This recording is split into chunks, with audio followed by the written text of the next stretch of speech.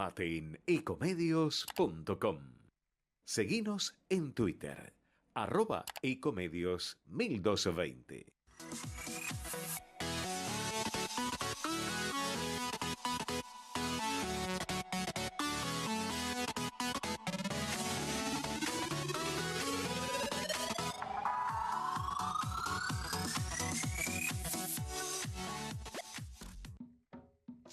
Muy buenas tardes, estamos en una nueva edición de Entre Ustedes y Nosotros por Radio AM 1220 Ecomedios. En la pausa vamos a pasar las vías de comunicación que tienen con nuestra radio.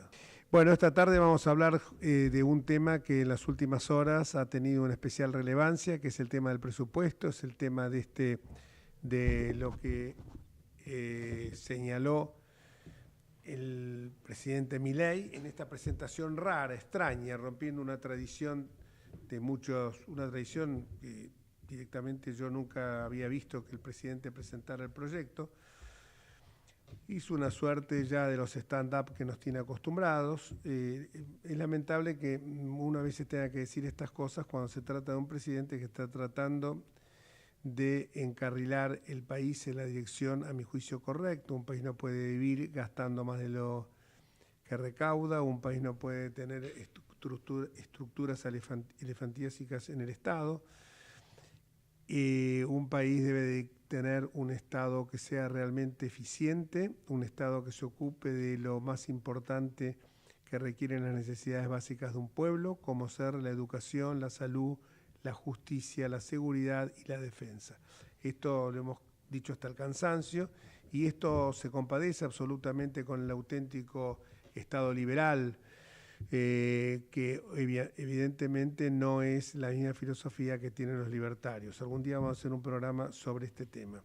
Vamos a hablar de estos temas justamente con el doctor Roberto Kachanowski, que ayer hizo un chat muy interesante, muy inteligente, en el cual participé, pese a que esa misma hora estaba jugando River con Colo-Colo y me estaba perdiendo aspectos fundamentales de esa justa deportiva, pero valía la pena escucharlo a Kachanowski, que hoy lo vamos a tener la posibilidad de que nos acompañe en el programa.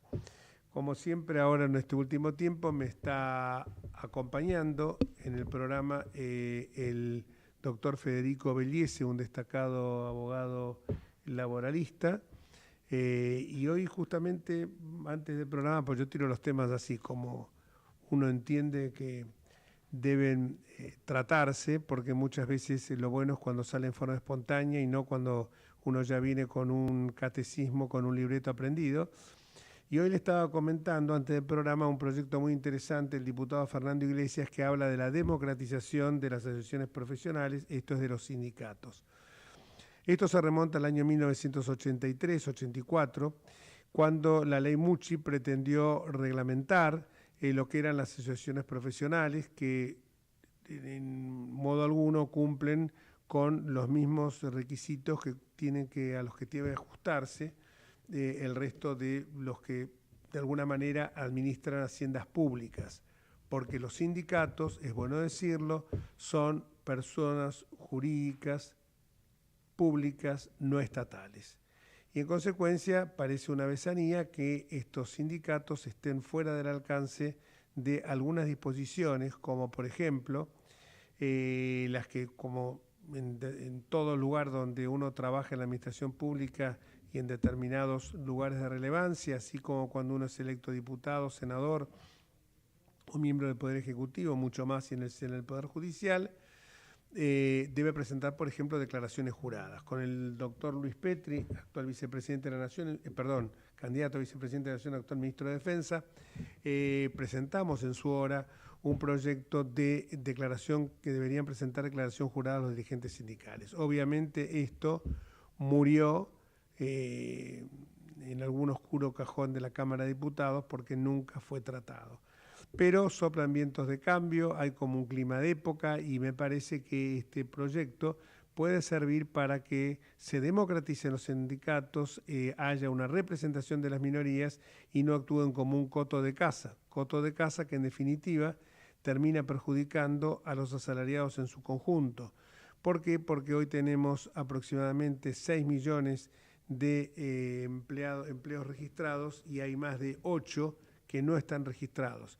Y en muchos casos obviamente no se registran y prefieren trabajar en negro por la presión que tiene en cuanto a los aportes y cuanto, bueno, las multas procesales, eso, multas laborales, eso sabe hablar muy bien del tema Federico,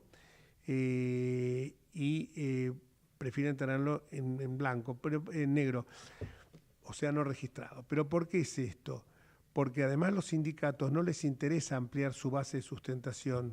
¿Por qué? Porque pueden entrar algunos nuevos miembros del sindicato y que pueden reclamar una participación directa en la toma de decisiones, y esto perjudica a quienes han convertido, esto sí, y no veo que lo denuncie Milei con la misma fuerza que denuncia la casta política. Esto sí es una verdadera casta. Yo no tengo acá a mano, pero les puedo decir algunos nombres, puedo decirles que la gran mayoría de los sindicalistas, que hoy se encuentran vigentes, tienen una duración en sus mandatos de más de 10, 20, 30, 40, 50 años. Había un caso paradigmático, ahora que lo busco no lo puedo encontrar, pero un caso paradigmático que era de un sindicalista, creo que está vinculado con cementerios, que ya llevaba 51 años. Y como eso podemos decir una cantidad de sindicalistas que se han mantenido en sus poltronas, obviamente durante años y años, porque, bueno, por un lado tienen esos sindicatos que son coto de casa, tienen la posibilidad de tener obras sociales con las cuales ellos lucran también, por supuesto, terciarizando algunas cosas que también, como en el caso de Moyano, se descubrió después que terminaban en manos esas terciarizaciones o de su mujer o de sus hijos. Y creo que es hora también de que si vamos a aplicar una igualdad ante la ley como marca la Constitución, creo que todos debemos ajustarnos a ella. Y ahora le paso la palabra a Federico, que es laboralista, y pese a que a lo mejor el derecho al trabajo tiene el derecho al trabajo colectivo e individual. Él a lo mejor a veces se ha focalizado más en el derecho individual, pero evidentemente el derecho colectivo tampoco le es ajeno. Federico, buenas tardes. Buenas tardes, Jorge, buenas tardes a la audiencia. Es muy importante destacar, no sé si se escucha. Perdón, es importante destacar en este aspecto, vinculado a la democratización de los derechos colectivos en el ámbito del derecho sindical, que obviamente la principal resistencia que ha existido en el sistema laboral argentino ha estado estrictamente ligada a la conveniencia y la permanencia en el cargo de aquellos que dicen ser los representantes de los trabajadores. ¿Por qué sostengo esto? Básicamente, más allá de la persistencia, permanencia, la cantidad de situaciones que se han dado en el ámbito de las elecciones sindicales, donde han sido fraguadas, donde han sido utilizados todos los mecanismos inoficiosos y oficiosos para permanecer en el cargo, está visto que a través de la historia de nuestro país es muy raro el cambio de mandatos en los secretarios generales de los gremios más representativos de los trabajadores. Y es así tal como lo remarcaba Jorge, que tenemos, y si hacemos una estadística, en la gran mayoría de los secretarios generales de los gremios más representativos del país y que nuclean la mayor cantidad de trabajadores, tienen antecedentes mínimos en el cargo de mayores a los 30 años, si hacemos una estadística. Podríamos hablar hoy actualmente de la renovación sindical, podemos hablar de Pablo Moyano, quien resulta ser hijo de Hugo, ¿no? Pero no hemos visto a lo largo de la historia o a lo largo de estos últimos 50 años modificaciones que realmente propendan a no solo cambiar el status quo, sino también a generar nuevos vínculos laborales y que sean más beneficiosos, llámese para el ámbito laboral o para los trabajadores, como para el ámbito empresario. Es importante restituir los equilibrios en el ámbito sindical. ¿Y por qué se habla de la democratización? ¿Y por qué la importancia de que el sindicalismo se atreva a cambiar esta modalidad de gobernabilidad o de gobierno que tienen en sus sindicatos? Primero, por el hecho de que la alternancia es importante que exista en cualquier situación y en cualquier ámbito de la sociedad. Alternancia en los mandatos, claramente. Y en segundo orden, porque eso permite que la vida democrática de los sindicatos haga nacer a nuevos liderazgos dentro de la base de los mismos. Pero bueno, es muy importante esto que destacaba Jorge y los proyectos de ley que en ese sentido se puedan sancionar con el acuerdo de los legisladores que nos representan en el ámbito del Congreso, serían muy importantes para el desarrollo económico de nuestro país también. Muy claro y contundente. En las diferencias que tenemos con otras regiones es que, por ejemplo, en Europa la afiliación es voluntaria, no es compulsiva como en la Argentina, no hay sindicato único por actividad, los aportes son voluntarios y no exceden el 0,1% del salario. Esto es lo que marca una diferencia y que muchas veces la gente se siente vulnerada en sus derechos, se siente hasta, diría yo, abusada, porque contemplan la vida que se dan de magnates, estos señores, lo hemos visto con el caso del Pata Medina y tantos otros que tenían hasta zoológicos. Me acuerdo uno que tenía un zoológico en Uruguay, exactamente, Balcero. Ese creo que era el SOMU, ¿no? SOEME.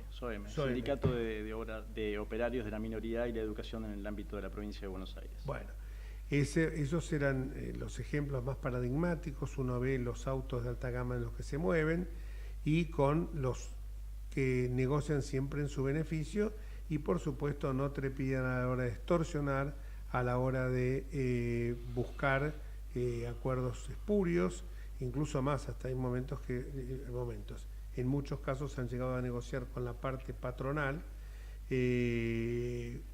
a cambio obviamente de prebendas. O sea que esto es lo que yo entiendo que son las cosas que habría de cambiar y no simplemente hacer un discurso presentando el presupuesto y hablando de 87 héroes que, como dijeron la gran mayoría de esos a quien calificó de héroes Milei, dijeron de ninguna manera somos héroes porque estamos cumpliendo con la función que el pueblo nos encomendó, que es la de legislar de acuerdo a nuestras convicciones.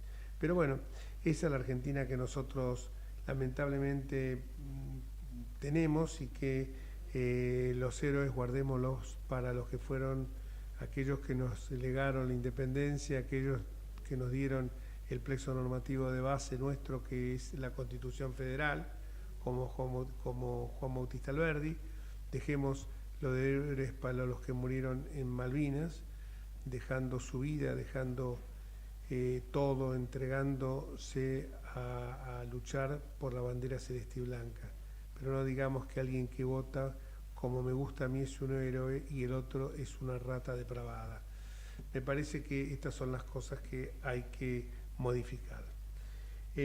Volviendo a otro tema, también me resulta paradigmático lo que está ocurriendo en estos momentos en la Unión Cívica Radical. Yo no quiero meterme en la interna de otro partido político al que no pertenezco, pero sí pertenecí durante muchos años, sí le di mucho a la Unión Cívica Radical, tanto en lo que era económicamente como en lo que era un sentido de pertenencia y un sentido de durante muchos años realizar actividades absolutamente ad honorem y poniendo plata en mi bolsillo.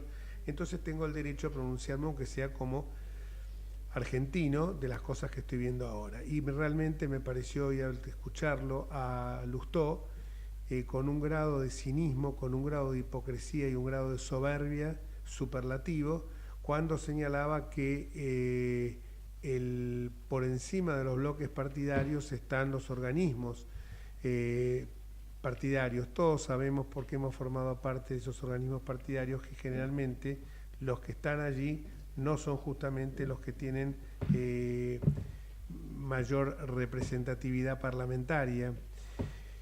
Digo esto porque el presidente del bloque, Rodrigo de Loredo, que descartó absolutamente la expulsión del bloque de los diputados que votaron en forma diferente a como lo habían hecho en la primera votación, en la votación donde se aprobó la ley que luego fue vetada por el Ejecutivo. Lustó creo que lo va a tener que sostener en la justicia, porque si lo hubiera dicho de mí, yo lo estaba denunciando penalmente.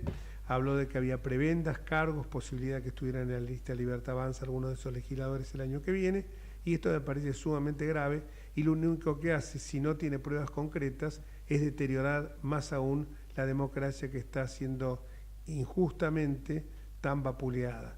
Pero que lo que le llega a la gente evidentemente son estas peleas y estos comentarios de peluquería. Así que cuando lo escuchaba hablar de Lustó me dio una profunda pena, porque es alguien que incluso no tiene tradición radical. Recordemos que Lustó llega al radicalismo después de haber hecho un paso bastante triste, puso al país al borde casi de una guerra civil con la famosa resolución 125, una genialidad que según tuvo, que le parecía algo brillante, y seguramente Cristina Fernández de Kirchner, que siempre se enamoró digo en el sentido intelectual, de aquellos que tenían pinta de rockero y pelo abundante, entonces y los veía como que realmente podían ser jóvenes estrellas del pensamiento económico. Pensemos en Vudú, pensemos en Martín Lustó. Pero también recordemos el pasado de Martín Lustó. Durante los años en que yo milité en la Unión Cívica Radical, jamás escuché que Lustó fuera radical. Durante los años que yo milité en la Unión Cívica Radical, el señor Lustó, que hemos compartido el mismo colegio, pero se ve que la parte en que te enseñaban el pensamiento crítico, que era ya cuando entrabas en primer año, la pasó de largo porque era un axioma fundamental en el Colegio Nacional de Buenos Aires, al que tengo el orgullo de haber transitado por sus aulas la escuela secundaria. El señor Lustó se acerca a la política a través de Felipe Solá, que lo nombra primero como presidente del Banco Provincia y luego se lo lleva a algún cargo, viceversa, algún cargo de relevancia en la provincia. Felipe Solá obviamente fue gobernador durante el gobierno peronista. De allí pegó un salto y termina siendo el ministro de Economía, nada más y nada menos que mimado por Néstor y por Cristina. Obviamente cuando el barco se va hundiendo, las ratas huyen. Y en este caso él apuntó hacia otros horizontes. Lo digo no en el sentido simplemente no peyorativo, pero sí de lo que significa el refrán, que no necesariamente evoca a la rata como un animal, sino como alguien que huye traicionando a sus principios. Cuentan alguna anécdota por ahí que cuando jugaba al fútbol no era muy bueno que digamos en el colegio, pero tenía una particularidad, como quería ser la figura, no le pasaba la pelota a nadie. Esto revela también un fuerte componente individualista y un ego exacerbado a la necesidad de potencia, que lo podemos advertir en todas sus reacciones. Pero él no dijo nada cuando él en soledad, siendo el presidente de la Unión Cívica Radical y como senador, no votó a favor de lo que todo su bloque había hecho, que era la aprobación de la ley de bases.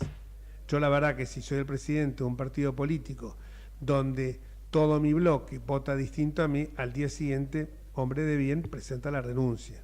Cuando me pidieron la expulsión del partido, del radicalismo, entendía que por un gesto de un hombre de bien, que es por lo menos lo que me considero, y por lo menos hago que se me respete así mi dignidad, me pidieron la renuncia, la expulsión, fui y presenté la renuncia. Obviamente, la renuncia lo hice en los términos, denotando toda esta banda que se estaba pasando con armas y bandera al kirchnerismo. Entre ellos se encontraba justamente los que después los tristemente célebres Gustavo López, Leopoldo Moro, etc. Osvaldo, hola Jorge, ¿cómo andás? Acá estoy con el amigo Federico Belliesi, también con Charlie Fiorentino, que nos hace la logística, no habla, es mudo parece. Y Federico Belliesi es un compañerito tuyo de trabajo, ¿no? Así es, me está sufriendo, así Osvaldo. Me prestigia al estar en la oficina. No, él dice que vos lo prestigiás a él y que él dice que viene a cubrirte las suplencias a vos, viene como para hacer una suplencia, pero quiere aprender de vos más que de mí. Bueno, que busque otra fuente. No, la pregunta que te queremos hacer es un tema que está dando vueltas por ahí, y que es el siguiente. Obviamente la respuesta ya la sé, pero Conociendo esta particularidad, este ferviente fanatismo que tiene el presidente de la República por los vetos, a alguien se le ocurrió pensar, ¿qué pasaría si el presupuesto no sale como a mí me gusta, se modifica alguna coma? Recordemos que Cristina también era la de se toca una sola coma. Obviamente está en todo su derecho de poder vetarlo. Sí. ¿Hay algún antecedente de que un presidente haya vetado un veto? Mirá la pregunta que te hice sobre Pique. Vetado un presupuesto, perdón. No recuerdo, pero es parte de digamos de sus atribuciones, ¿no? Él envía, en este caso le corresponde enviar el proyecto de ley y el Congreso lo tiene que sancionar. Ahora, lo que pasaba aquella vez con Cristina es que no aceptaba ninguna modificación, ¿no? Que es lo que va a pasar ahora seguramente también con Milei, pero en aquel caso lo que creo es que eso derivó en que no hubiera una mayoría para aprobarlo, no que se hubiera aprobado y que después se hubiera vetado. Yo eso no lo recuerdo y no realmente en este momento no recuerdo ningún caso en que haya así ocurrido. No, yo también estuve buscándolo, googleándolo y no encuentro ningún caso, ningún antecedente. Un asunto. Bueno, pero si así ocurre, bueno, de acuerdo a la ley de administración financiera, rige el presupuesto del año anterior. Lo que pasa es que en este caso, este año estamos sin presupuesto, o sea que se regiría el del año pasado, lo que en definitiva implica lo siguiente, que el presidente hace lo que quiere con el presupuesto, porque distribuye las partidas por DNU, bueno, que no es algo deseable, ¿no? Vos sabés que no digo, él aparentemente por lo que dijo el otro día quiere terminar con esta práctica y sería muy saludable que lo hiciera, pero era costumbre que se subestimaran los recursos al proyectar el presupuesto para después los sobrantes, digamos, poder distribuirlos de manera bastante discrecional a través de la jefatura de gabinete. Bueno, eso podría ocurrir ahora, pero acá lo que tiene que quedar claro es que el presupuesto es una función del Congreso. Diría que es quizás la más importante, ¿no? Por eso se lo llama la ley de leyes, porque no es simplemente una norma técnica, contable, digamos, financiera, sino que al establecer es una estimación de recursos y luego una orden de que se gastan esos recursos. Pero al establecer en qué se van a gastar, fija prioridades, o sea, hay una decisión netamente política, ¿no? En el mejor sentido de este término, que son las prioridades que la sociedad a través de sus representantes establece para en qué va a invertir los dineros públicos. Por eso el veto, digamos, si bien es una facultad constitucional, me parece que en este caso no sería muy plausible, porque implicaría que, según el presidente, solo él tiene la atribución de aprobar lo que no es así, de acuerdo a la Constitución. Pero bueno, digamos, de un punto de vista formal no se podría decir nada, de la misma forma que ahora con este tema de la ley jubilatoria, uno puede estar a favor o en contra, pero no puede negar que es una facultad puramente discrecional y política del presidente. Yo tenía por ahí alguna declaración de Gil Domínguez en que decía que no era constitucional por irrazonable. Bueno, no se puede juzgar en este caso la razonabilidad, es una facultad puramente política y discrecional. A la luz del artículo 80, ¿podría existir la posibilidad de hacer una suerte de promulgación? Yo creo que no también, pero te digo porque una promulgación parcial si existe. Parcial, sí, eso está previsto, es una excepción porque esta era a ver, tradicionalmente se entendía que el presidente podía vetar, porque bueno, de hecho está en la Constitución, pero se entendía que el veto era total.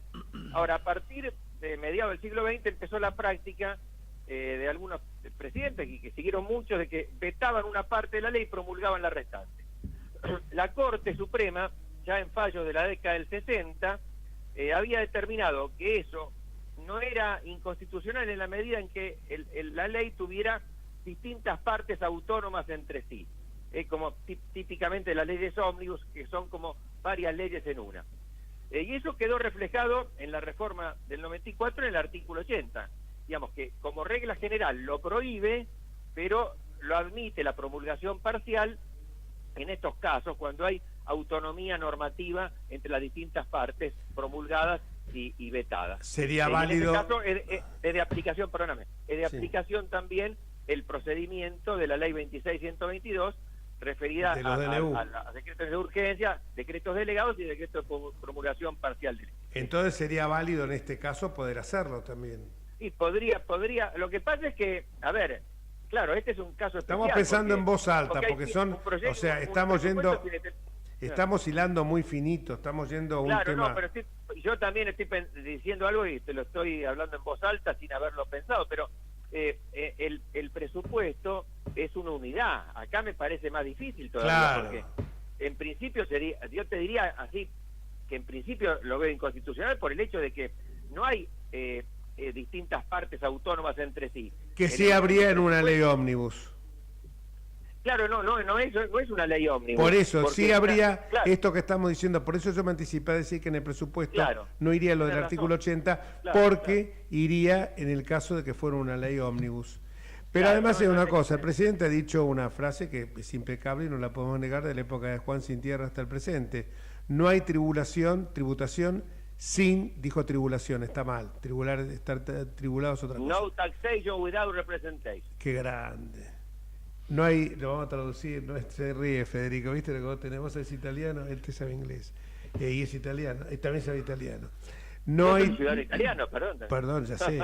No hay tributación sin representación. Claro, sin o sea representación. que está atado de sus propias palabras. Más allá que también lo citó a Cicerón y parece que Cicerón jamás lo dijo esto y aparece recién en boca de Cicerón en un libro de un autor inglesa en el año 1960. Pero eso es otra historia. Bueno. Ovalito, muchísimas gracias. No, gracias a vos y saludos a todos. Gracias, querido, hasta luego. Chao. Y vamos a una pausa, ¿no? Sí, chau. Vamos la radio, somos tu voz. Vamos con Eco, siempre la verdad y la mejor información. El mejor gimnasio te espera. Elegí las clases que quieras. En UNFIS vamos a cuidarte. En UNFIS venimos a encontrarte. ¿Cómo prevenir dengue, zika y chikungunya? Sin criaderos no hay dengue. Limpia tu patio de objetos que acumulen agua. Elimina agua estancada de recipientes. Reemplaza con tierra o arena el agua de tus flores. Tapa los tanques de agua y cisternas. Tira y perfora llantas para que no acumulen agua. Limpia floreros y bebederos. Recordá, sin criaderos no hay dengue. Intendencia Menéndez. Informate en ecomedios.com. Seguinos en Facebook, Ecomedios Live.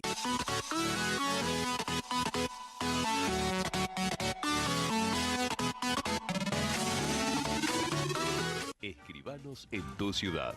Nuestro consejo es prevenir problemas. Colegio de Escribanos de la Ciudad de Buenos Aires. Consejo Federal del Notariado Argentino. El Colegio Profesional Inmobiliario auspicia este programa. Colegio Profesional Inmobiliario, cada vez más profesionales. ¿Conocés los planes de salud de Andar, la obra social de los viajantes vendedores? Planes para empleados en relación de dependencia, monotributistas y particulares. Solicita un asesor comercial al 0810-345-0184.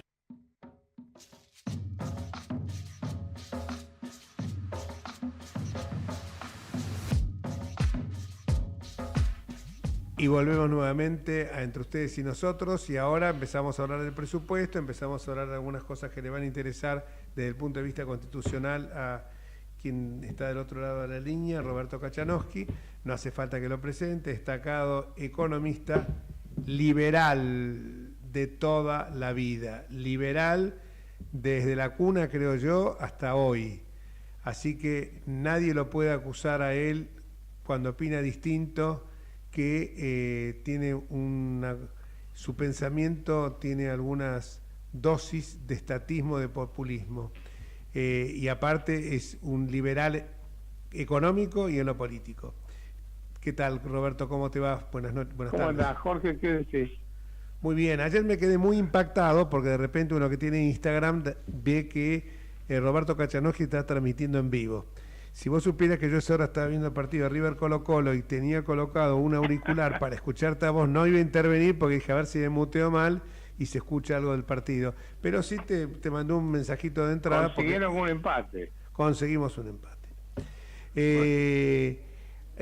Así que me quedé escuchándolo y después quise retomar y ya había terminado.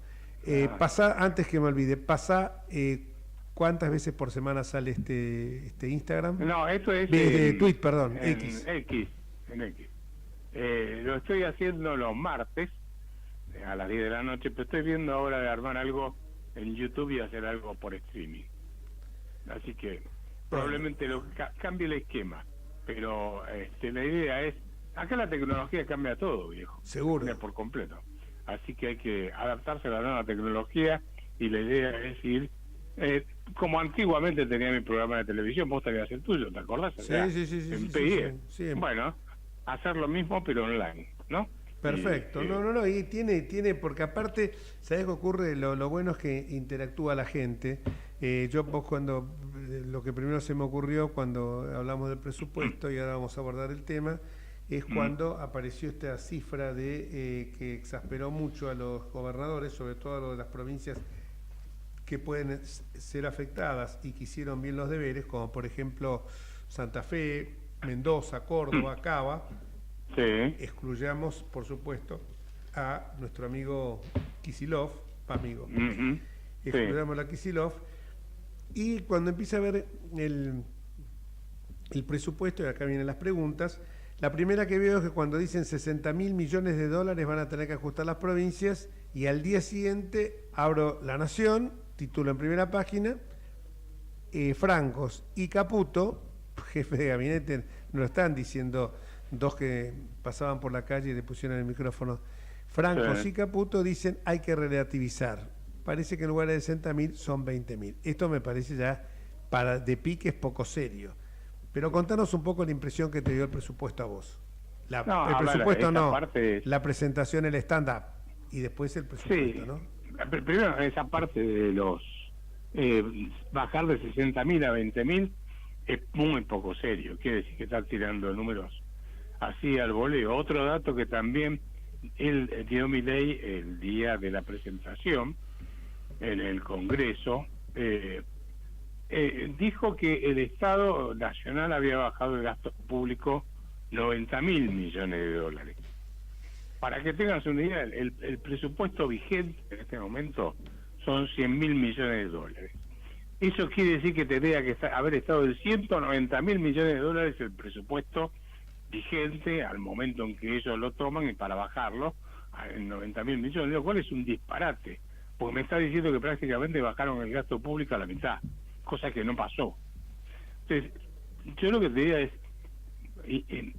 inventan números. Es como cuando te dice el 17.000% de inflación. Bueno, eso es matemáticamente es lo que se agarra la inflación de el mes de diciembre, la eleva a la 12, que como se calcula la inflación anual, y le da 17.000%. Pero eso es suponer que todos los meses vas a tener una inflación del 54%. Entonces yo con la misma cuenta digo, bueno, 4,2% en el mes el mes pasado de IPC, yo le elevo la 12 y me da que vas a tener una inflación del 63% y no del 18% como estás poniendo en el presupuesto. O sea que vos sabés que con las estadísticas pueden ser mentiras también, ¿no? O sea, pueden mentir, acomodar los números como querés si no tenés honestidad intelectual. En lo que hace el presupuesto, te digo, básicamente, lo que él propone es centrar todo el presupuesto en el pago de los intereses de la deuda. Él dice, mira, yo sé que voy a tener que pagar tantos intereses de la deuda. Por lo tanto, los ingresos tributarios que yo tenga tienen que superar los gastos de manera tal que pueda pagar los intereses de la deuda que vence. O sea, que todo gira alrededor de eso. O sea, no es un presupuesto donde vos decís, bueno, el Estado tiene que cumplir esta función, la otra, gasto acá, no gasto allá, etcétera. Es todo centrado en el pago de intereses.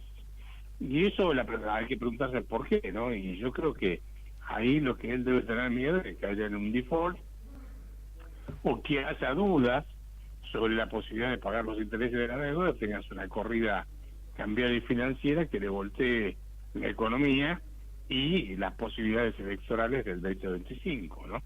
Me parece que está concentrado en eso. Bueno, podría seguir, pero hay toneladas de cosas más para comentar, pero no sé si quería hacerme alguna pregunta. No, en cuanto... Federico Belliese, abogado laboralista, pero laboralista de los buenos, está acompañándonos en el estudio. ¿Cómo estás, Roberto? Buenas tardes, un placer escucharte. Muy bien, ¿y vos?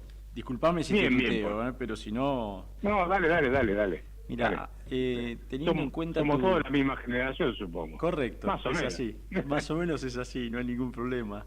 Teniendo en cuenta esta crítica que le hacías puntualmente a la presentación del presupuesto que ha hecho Milei, amén de que tengo mis discrepancias, pero no tengo la expertise como es el tuyo, ¿cómo se hace con el rollover de dólares que Argentina hoy no está necesitando básicamente para recuperar la inversión y al mismo tiempo alentar al mercado interno y mejorar el consumo? Porque, nada, estoy viendo en la calle básicamente, en cualquier lugar a donde vayas, te das cuenta que el consumo ha caído en forma bastante considerable, ¿no?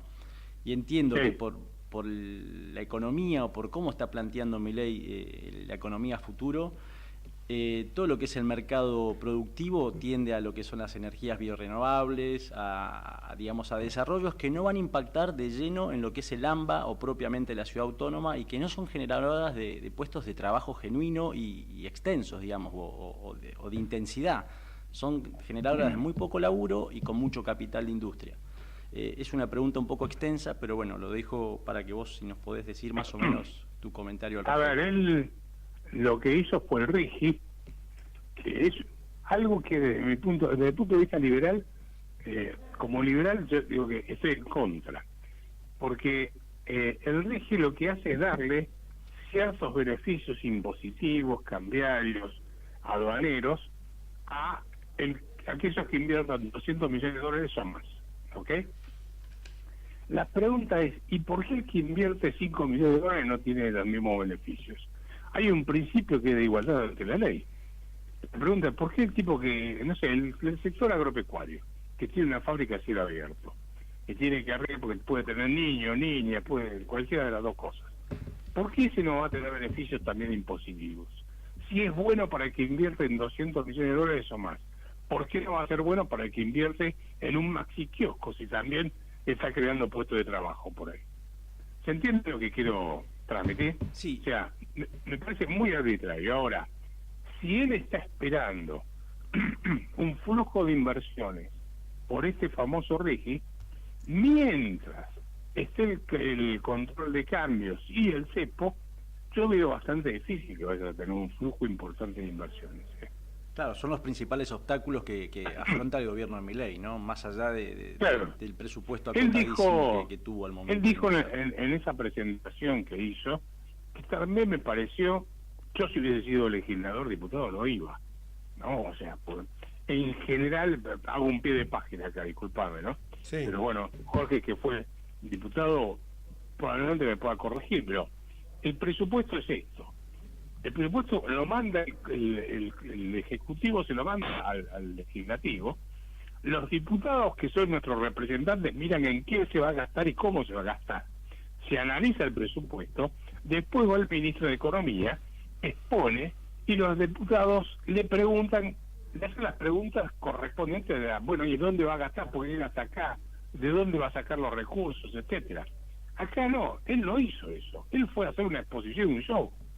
No sé si Jorge está de acuerdo conmigo. Totalmente. No es la forma. No es la forma. No, a mí me sorprendió porque aparte, está bien, no hay ninguna ninguna valla constitucional que lo impida hacer, ningún vallado constitucional que se le impida hacer, pero me parece que no es la manera correcta de hacerlo, sobre todo porque fue a hacer, en realidad no una presentación del presupuesto, sino decir verdades en las cuales ya en este clima de época todo el mundo coincide, el equilibrio fiscal, la baja de impuestos, todo lo demás, pero fueron enunciaciones con números tirados, como dijiste vos al principio, al voleo.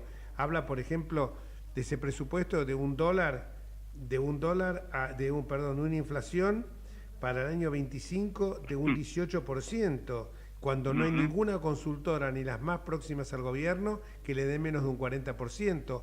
Habla hoy de una inflación a fin de este año, creo que del 104%, y ya tenemos acumulado en lo que va del año el 92, creo. Para que esto fuera cierto, tendría que caer abruptamente del 4 último, del 4.2, al 1.5, 1.6, y eso no se va a dar porque, y acá viene la pregunta, vos visualizás que se pueda bajar del 4% hasta fin de año en cifras que permitan llegar a esa inflación que él pretende llegar para fin de año? Mira, te quedan 3 meses nada más. Cuando vos mirás, cuando dan el dato de la inflación, hay un dato a mirar que es muy importante que se llama la inflación núcleo. ¿Qué es la inflación núcleo? Vos tenés dentro de la canasta de bienes y servicios distintos rubros. La inflación núcleo es la que no tiene toda la canasta de bienes y servicios que no son bienes regulados de precios, por ejemplo, como las tarifas de los servicios públicos, el colectivo, la luz, el gas, lo que sea, ¿sí? O los que tienen mucha estacionalidad, alguna fruta, verdura o cosas por el estilo. Entonces, la inflación núcleo vendría a ser la que tiene los precios que son totalmente libres.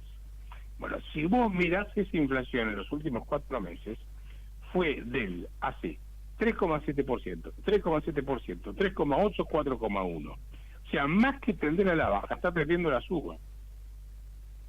Si mirás la inflación núcleo, que es la que te marca, en última instancia, la tendencia de la inflación. Entonces, yo la verdad que tengo mi duda que se vayan a cumplir los números que le está planteando, ¿no es cierto?, por este año, por ejemplo.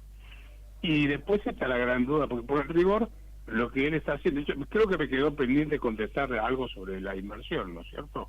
Sí, algo te había dicho, sí, lo que pasa es que sí, nosotros tenés que entendernos, no somos interruptores como en algún programa que te has enojado, y con toda la razón del mundo, pero somos largueros en la pregunta, entonces así en la pregunta quedó así exactamente, lo de la inversión estaba pendiente. Sí, yo le digo, la inversión, a ver... No es culpa tuya, es culpa que nosotros mareamos al entrevistado.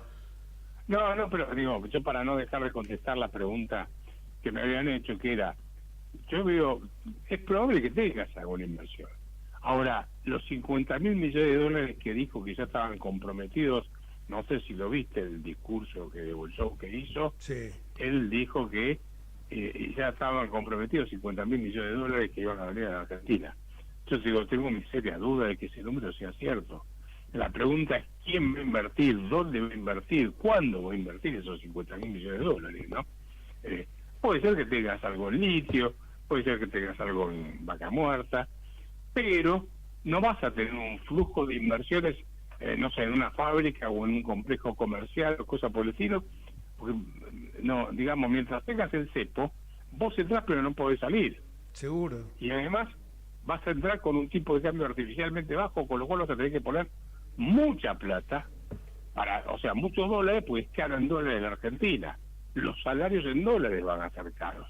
Entonces, no veo ese escenario, te digo francamente, ¿no? Hay inversiones, bueno, ya me salió una ironía. Por ejemplo, en estos días apareció, y con bombos y platillos lo anunciaron, una fábrica uruguaya de alfajores que va a invertir, creo que en Entre Ríos o en Corrientes, $1 millón para hacer alfajores de alta gama. Si con eso pensamos llegar a los 50.000 millones que habla Milei, estamos un poco lejos. Lo digo esto y estoy consustanciado que el camino es esto, o sea, pero que a mí me digan que el camino es este, pero que no me que me diga, este es el camino, pero nos bandeamos y vamos a los barquinazos y en cualquier momento nos ponemos el auto de sombrero. El otro día también dijeron 85 millones de dólares Galperín que había puesto en Argentina. Ahora yo me pregunto, ¿es una inversión con la cual vamos a salir adelante? Las inversiones con las que salimos adelante son las que vos estás hablando, eólica, litio, solar, etcétera. No con estas cosas que son pito y cotillón, como digo yo, fulito para la tribuna, nada más. No, bueno, pero también vos podés tener, si las pymes te invierten todas algo, vos podés hacer un volumen de inversión importante, ¿no es cierto? O sea que uno de los sectores que invierte mucho generalmente es el sector agropecuario. Que sí, pero el sector agropecuario ahora está diciendo que las retenciones no se van a bajar. Las retenciones no está previsto que se bajen, en el presupuesto no está previsto que se bajen las retenciones. Por eso. ¿Ok? Pero no solo eso, vos fíjate que el sector agropecuario va a correr en contra, está corriendo en contra con 4 cosas. Una que es el clima, no se sabe si va a haber niña o niño, ahí hay dudas, ¿no? Pero es probable que haya niña, o sea, haya sequía. Eso por un lado, pero corres con un tipo de cambio atrasado, precio de los granos cayendo y derecho de exportación, o sea, impuestos. Vos tenés todo en contra como para producir.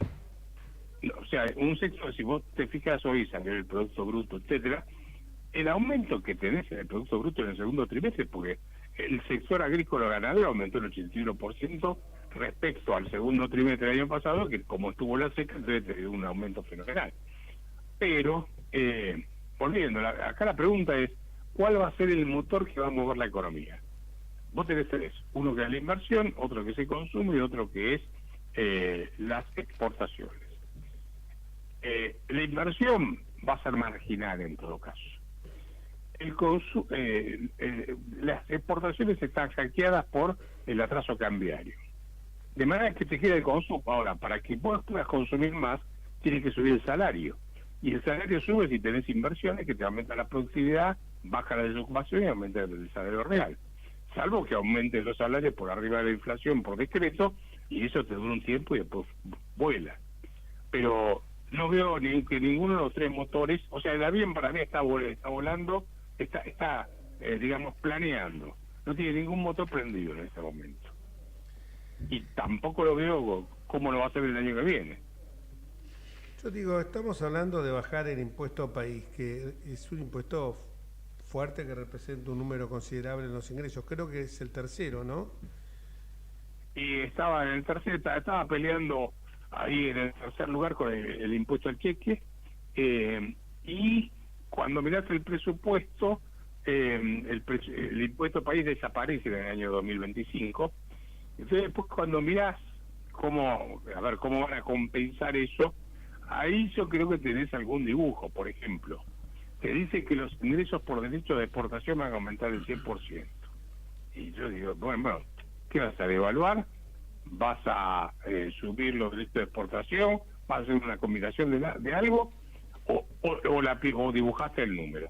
Eso por un lado. Después tenés, por ejemplo, que te aumenta muchísimo, el 100 y pico por ciento, no me acuerdo ahora el número exacto, lo que son combustibles, la recaudación del impuesto a los combustibles, que te aumenta más del 100%. Entonces, la pregunta es, ¿y cómo vas a hacer para que te aumente eso? Vas a matar a la gente con impuestos, porque con el impuesto vas a subir mucho el impuesto a los combustibles, o vas a subir mucho el combustible, o las dos cosas. Acá tienen que combustibles va a aumentar en el año 155% el año que viene respecto a esto, la recaudación. Es un número fenomenal. El impacto que monotributo va a aumentar casi 200%. Seguro. No sé qué es eso, ¿viste? Como hicieron la cuenta, le digo, da para ver si le da los números. Si hicieron bien los números, ¿no?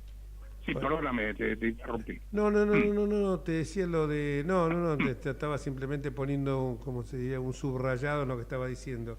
Yo digo... ¿Alguna pregunta, Federico? Te hago una consulta, Roberto. Te llevo nuevamente al tema del consumo y a las inversiones. Con este escenario de esta economía o este planteo económico que hace Milei con el gobierno, y la proyección de lo que se estima podría llegar a representar una inversión. ¿Te animarías a decir que en este escenario de inversión, sobre todo en el interior del país, existiría una suerte de cambio demográfico interno, una suerte de migración interna? Es decir, gente que viva en el AMBA o gente que viva en la provincia de Buenos Aires que de repente se radique en Neuquén, se radique en Río Negro o en alguna provincia específica. Bueno, Jujuy por el litio. O Jujuy por el litio, casualmente. Es decir, ¿te atreves o te atreves a pensar en un posible escenario que modifique un poco la composición demográfica del país? Podría ser. Ahora tenés que cambiar la legislación laboral, ¿no? Para eso. Sí, eso va de suyo, es correcto. Eso sí, porque corresponde. Entonces, si cambias la legislación laboral, que eso ya no depende tanto, vamos a reconocer, de mi ley, sino de la oposición, ¿no es cierto? Ahí podrías tener movimientos que son muy comunes, por ejemplo, de Estados Unidos, ¿no? Que se te van de un estado a otro, la gente se muda a trabajar con mucha facilidad. Es que hace una política liberal o de economía liberal también, ¿no? Tener la posibilidad de ir mutando o cambiando de lugares. Ahora, si vos vas a tener esos movimientos, digamos, migratorios dentro del país, vas a necesitar infraestructura en el interior. Vas a necesitar rutas, vas a necesitar aeropuertos, vas a necesitar un montón de cosas. Edificios, infraestructura, agua potable, o sea, para recibir la gente que se va a ir. Hoy tenés mucha gente concentrada en el AMBA, sobre todo en el Gran Buenos Aires, que se vienen para acá y están sin trabajo, viviendo de planes sociales. Entonces, para que vuelva la cultura de trabajo, vuelvan al interior y que se descomprima el AMBA o el Gran Buenos Aires, se tienen que dar varias condiciones. Pero, digamos, no descartaría que en el largo plazo, si tenés políticas económicas consistentes, podría darse esa desconcentración del Gran Buenos Aires y mayor gente siendo hacia el NEA o el sur. Roberto, como siempre, un gusto. Hoy sí que te aprovechamos bastante. No, siempre es un gusto hablar con vos, con la gente que está pidiendo. No, y aparte Federico salió con esta pregunta que nos llevó de la economía a la demografía, así que fue muy interesante. Y bueno, pasarlo después, ¿el streaming sería en el mismo horario que estás haciendo ahora los martes? Puede ser, mira, la verdad que tengo que pensarlo, porque ya, vos sabés que hace muchos años que los medios dando vueltas. Ya sé. Y medio como que te cansa, ¿viste? Todos 10 de la noche y te terminás muy pasado de vuelta, pero sabés que anoche terminamos ese space en X a las 12 de la noche. Sí. Quedás pasado de revoluciones, ¿no? Pero no te dormís inmediatamente. Y la verdad es que yo estoy viejo, me parece. Cuando me resulta que en X, me parece que tienen razón. Soy un viejo opinado, como dice. No, eso... Ojalá hubiera muchos viejos así. Además que sos un tipo joven. Cuando cumplas los 60, vamos a empezar a hablar. Ahí hablamos. Claro. Un abrazo gigante, Roberto, y gracias. Y bueno, igualmente el martes vas a estar en X, ¿o no? Sí, seguramente. Bueno, el martes en X, escúchenlo, que es muy bueno esta transmisión que ha hecho ayer, y que había mucha gente, por cierto, porque algunos dirigentes no juntan ni 40 personas y vos pasaste largamente los 100 y pico. Así que, y todo interactuando, y la gente no se borraba. Hasta, yo ya te digo, escuché el partido de River, vi el partido por televisión y con un auricular en una oreja. Bueno, un abrazo enorme, gracias. Un abrazo, saludos. Gracias, hasta luego.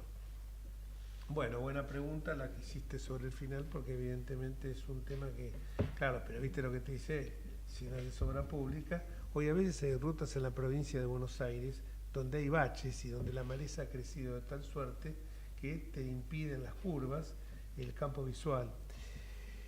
Yo digo, nosotros estamos diciendo todas estas cuestiones, pero a mí me gusta refrendar algo. Primero, ninguno de nosotros quiere volver a esa etapa sórdida de nuestro país que fue el kirchnerismo. Partamos de esta base. Ve toda esta inmundicia, esta degradación moral, la corrupción, este salvajismo, esta violencia que empleaba con su mujer, Alberto Fernández, algo evidentemente deplorable, censurable desde todo punto de vista. El campeón de decir que era el hombre, el feminista, bueno, terminó siendo de la peor calaña. Dicho esto, que no queremos volver a ese pasado sórdido, tampoco queremos que se empleen algunas de las estrategias que empleaba el gobierno anterior, como por ejemplo hablar de periodistas ensobrados, tratar al Congreso de ratas, buscando como una adoración del líder mesiánico. Lo que queremos es vivir en una república en serio, con una democracia estable, porque eso va a generar la posibilidad de que exista seguridad jurídica. La seguridad jurídica nos lleva a que la gente tenga confianza en las instituciones. La confianza en las instituciones tiene también rebote en lo que es la economía. No es cierto aquello que una vez me dijeron, que el crecimiento económico se podía dar, era directamente proporcional a la pobreza cívica. No es cierto. Para que haya crecimiento económico tiene que haber también riqueza institucional, respeto al prójimo y a las instituciones del Estado de Derecho. No sé si usted coincide. Comparto plenamente, Jorge. Gracias, Federico. Y qué raro que no me hicieron gestos hoy. Todavía tengo 3 minutos más. Ah, bueno, Federico, todo suyo el micrófono, pero anda mal el... Yo dije, ahora me van a hacer gestos. Me cortaron. ¿Te cortaron? Me cortaron, sí, seguí vos. Seguís en Twitter, así que... Ah, ¿sigo en Twitter? Bueno, igualmente... Bueno, muy buena reflexión, Jorge. La verdad que, como bien decís vos, para tener un país rico hay que volver a los valores, a volver a los principios que nos han regido, los cuales heredamos de aquellos patriotas y de aquellos héroes que realmente nos brindaron la posibilidad de tener esta patria grande, no el programa Patria Grande que creó Cristina, sino justamente el programa Patria Grande que nos hizo grandes en el mundo y que liberamos muchos países vecinos. Seguro, así que... instituciones sólidas es el gran impulsor del crecimiento económico, del crecimiento social, de realmente vivir en un país que no tengamos que estar todos los días de sobresalto en sobresalto y que se termine sobre todo esta grieta tan nefasta y que se ha aprovechado siempre como buscar al enemigo para tener la réplica. Constantemente parecería que eso fuera moneda corriente. Fíjate vos que cuando a Macri, algún diputado de la oposición, decía algo, Macri ni le contestaba, seguía adelante con su discurso, no rebajaba, no caía en el barro, quería seguir manteniendo que la institución presidencial se respetara. Vos no lográs que la gente te respete si vos no te respetas a vos mismo. Entonces creo que no estuve de acuerdo con la presentación, pese a que, insisto, estoy de acuerdo en todo lo que nos ponemos, que ya sabemos, déficit cero, crecimiento económico, pero también un poco de sensibilidad social, que cierre, como digo yo, el Excel no impide a que también tenga que cerrar el Word. Así es. Y ahora sí, muchísimas gracias y nos vamos hasta el próximo martes, si Dios quiere. Miércoles, me cambian los días. Hasta el próximo miércoles, si Dios quiere. Chau. Hasta luego.